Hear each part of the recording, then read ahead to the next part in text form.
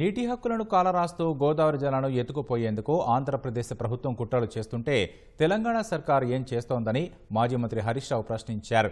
ఈ విషయంలో సీఎం రేవంత్ రెడ్డి రాష్ట్ర మంత్రులు ఏం చేస్తున్నారని నిలదీశారు. ఎలాంటి అనుమతులు లేకుండా 80,000 కోట్ల రూపాయలతో నిర్మించి తలపెట్టిన బనకచెర్ల ప్రాజెక్టుకు కేంద్రం 50% నిధులు, మిగతా 50% ఎఫ్ఆర్బిఎం పరిధిని మించి రుణ సమీకరణకు ఏపీకి అనుమతించడం అన్యాయం, అనైతికమని మండిపడ్డారు.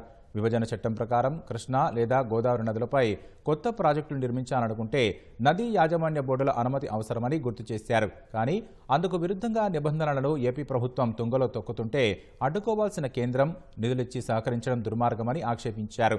ఇది రాష్ట్రానికి కేంద్ర సర్కార్ చేస్తున్న తీవ్ర అన్యాయమని ఆగ్రహం వ్యక్తం చేశారు.